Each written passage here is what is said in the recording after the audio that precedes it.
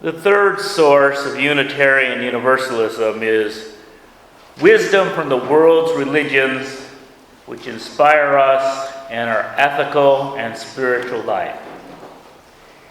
In the back of our sanctuary are banners from various religions.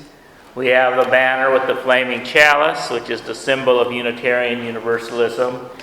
And we have the banners for Christianity and Judaism, the religions that we grew out of.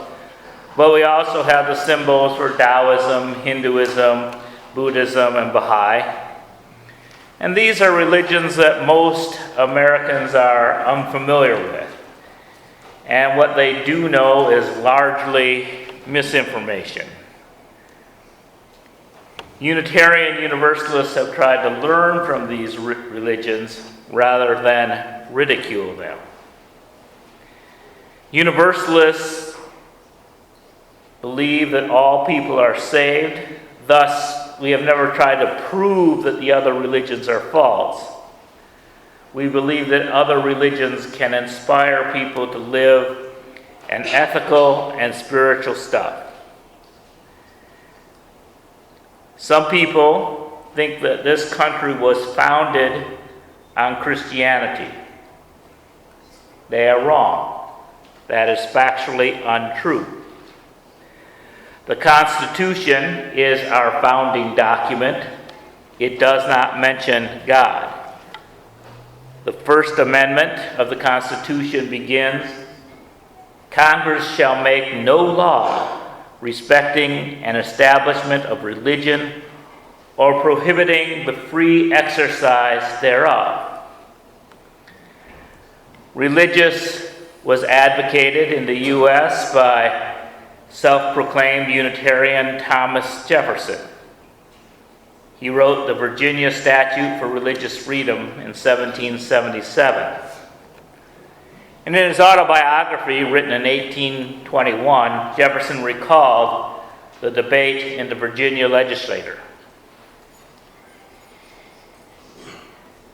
He wrote, "Where the preamble declares that coercion is a departure from the plan of the holy author of creation, an amendment was proposed by inserting the words Jesus Christ, so that it would read, a departure from the plan of Jesus Christ, the holy author of our religion."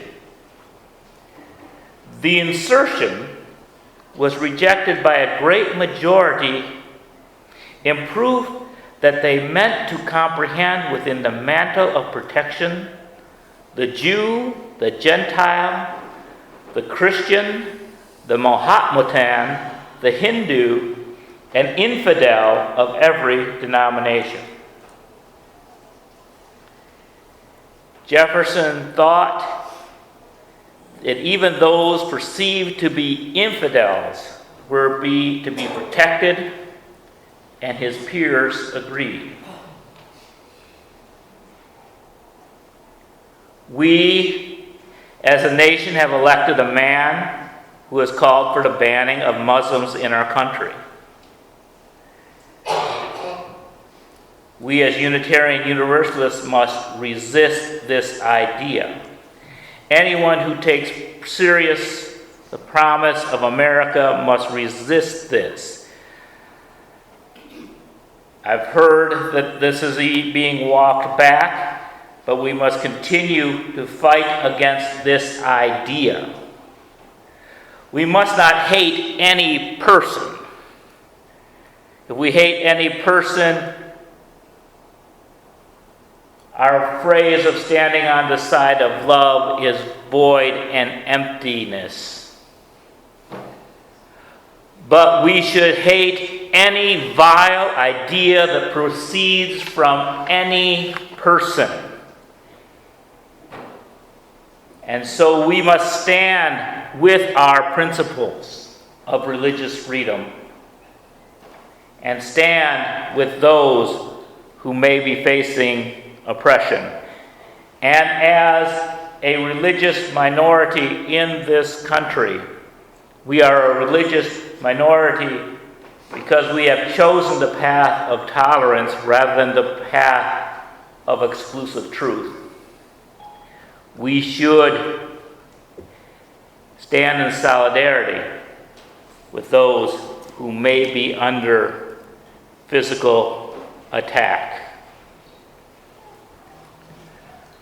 Muslims have been in this country since before the founding, contributing and making us great. For we are great not in our proclamations of greatness, but only when our actions live up to our idealistic words. Liberty and justice for all mean nothing if it is denied to anyone. An article entitled Islam in America appears on the website of the PBS show The History Detectives. And it notes that when Columbus made the journey in 1492, he took along with him a book written by Portuguese Muslims who navigated to the New World in the 12th century. A Muslim named Istefan was a guide for the Spanish in the 16th century as they explored what is now New Mexico and Arizona. And among 10 to 15% of the slaves imported from Africa were Muslims. They had to practice in secret. And an enclave of Africans on the coast of Georgia maintained their religion until the early 20th century. According to the Center for Immigrant Studies, in an article by Khalid, Durán, and Daniel Pipes, migration of people from the Middle East was slow in the 19th century. And then immigration from non-European countries was banned in the United States from 1924 to 1965. Since then, it has been allowed, and Muslims tend to live in the major metropolitan areas where immigrants have historically congregated. Many of these centers have a specific ethnic quality. California has especially many Iranians. Los Angeles may have the second largest Iranian population of any city after Tehran. Texas has a majority of South Asians. The Midwestern Triangle of Cleveland, Detroit, and Chicago has mostly Arabs and American blacks, though Chicago has a near plurality of East Europeans, Albanians, Bosnians, and Turks. Detroit has the country's largest concentration of Arabs, mostly Lebanese and Iraqis, Palestinians, and Yemenis, a legacy of the days when Henry Ford employed and imported Lebanese laborers. The Muslim immigrants of recent years boast exceptionally high levels of education. A 1999 survey found that 52% of them have a graduate degree. South Asians appear to be the best educated of all. A relatively high level of education results in part from the Muslim community in North America drawing disproportionately from the elites.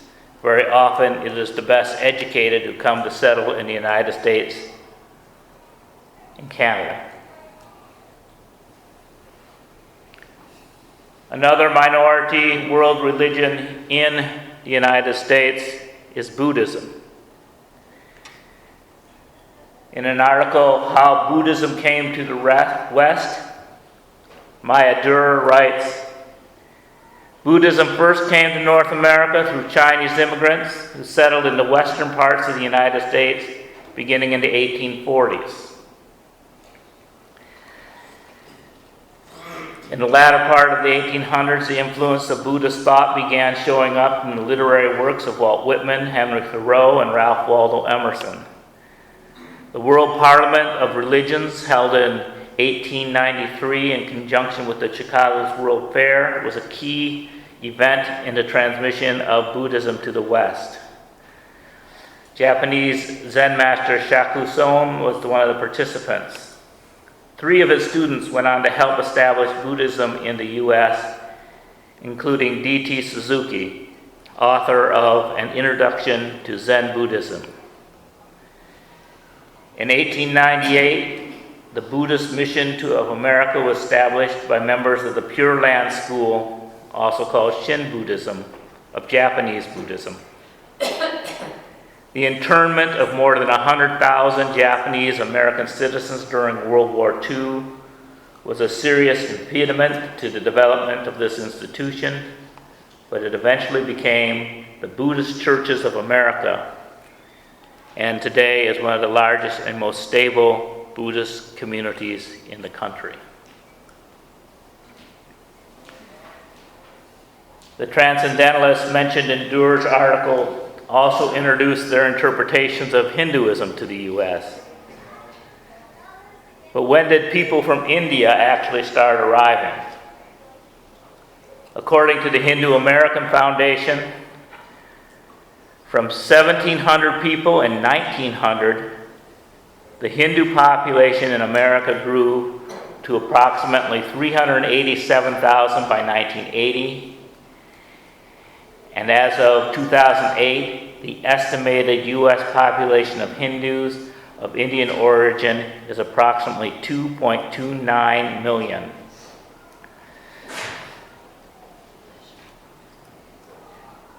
For Hindus, this election has been nothing less than historic. For the first time, there are 4 Hindu members of Congress. The incumbent Tulsi Gabbard of Hawaii is joined by first-time winners Pramila Jayapal of Washington, Ro Khanna of California, and Raja Krishnamurthy of Illinois, and Ami Bera, the first ever Indian American to be elected to the U.S. Senate, Kamala Harris. According to immigration policy, the majority of post-1965 arrivals were young, educated urban dwellers with strong English skills. And they share the same demographic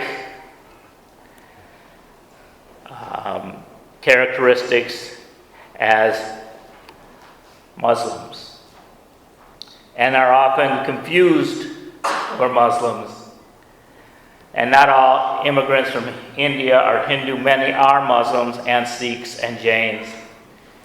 And much of the violence against Hindus and Sikhs have been because ignorant Americans have mistaken them for Muslims. After a Sikh temple was terrorized by a white American Christian in 2012, a man named Eric Parson wrote, "I was going to post something that would tell you the difference between Hindus, Sikhs, and Muslims. But I realized you don't need to know anything about someone's religion to know that you shouldn't shoot them."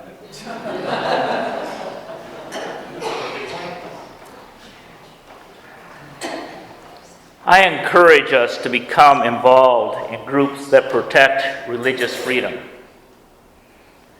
In West Lafayette, we have a chapter of the American Civil Liberties Union. This organization was founded by Roger Baldwin in 1920. And when they meet here at the Unitarian Universalist Church at Tippecanoe. And I posted on my Facebook page some information for them, and I will post that information when I post this sermon. And we worked with them this fall when they did a Black Lives Matter presentation at the West Side Library.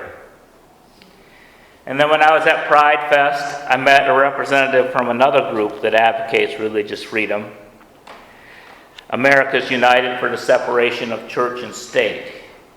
They currently only have a chapter in Indianapolis, but plan to expand to our area in 2017. And hopefully they will contact us. They have our information to do a forum sometime in the spring when they're ready to make their efforts.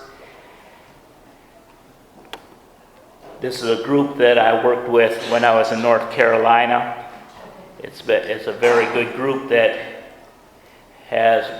works to remind people that our government should be neutral when it comes to religious expression. We, too, are a minority religion. Our practices about marriage have been resisted. We have had a victorious year, but now we fear that we may lose the gains that we have gained. Our acceptance of science is under attack when people have faith-based delusions about the lack of global warming, the lack of evolution. And our universalism is under attack. It is under attack by people who openly profess homophobia, racism, sexism. But it's also under attack from within. Because our lizard brain, when we feel attacked viciously, we want to attack back just as viciously. It is human. Well, it's not even human. It is animal. And we are, as humans, are animal, and we have to admit that. But if we truly profess to be universalists, we have to follow that adage of the first Christian, to love your enemies. That does not mean love their ideas, agree with them. But that means engage. And if you're at the far left, you don't need to engage someone at the far right. That conversation is probably not going to go anywhere. But if you engage the person here, and they engage the person here, and they engage the person here, find someone you can talk to who's a little bit different than you, who you can talk to without screaming, or as I yelled at Amy French last night and then immediately apologized, be able to yell at and be safe with each other, to be in that struggle with each other because you love each other. Because without that human interaction, without that attempt to be compassionate and to really truly be loving, nothing's going to change. And in effect, that is the sermon I should have preached on this Sunday, regardless of who wins. Because the country would be still just as divided if a percentage, half a percentage, went either way in many places. Because regardless of an election, this country is spiritually sick. And we, as universalists, have a cure.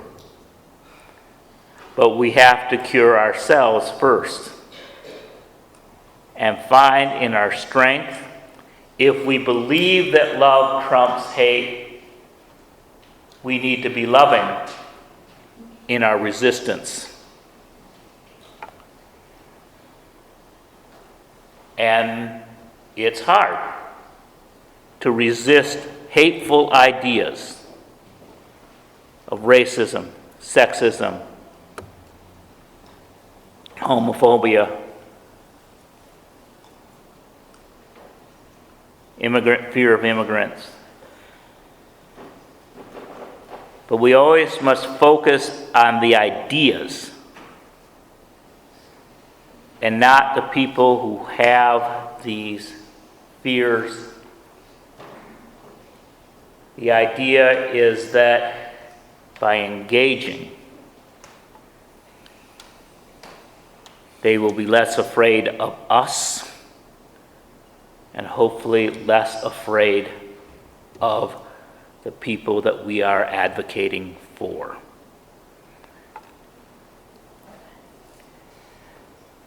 There is an old phrase, silence equals death. It came up during the AIDS crisis,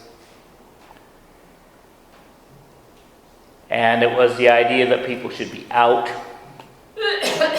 and they should not be ashamed.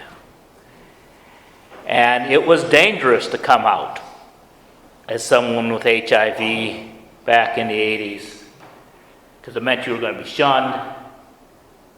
It meant there was going to be, your life was going to be much harder than if you kept things a secret.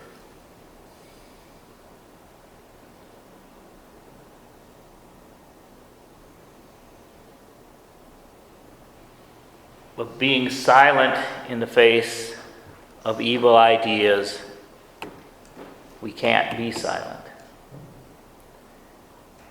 And it can be frightening, but we have to speak.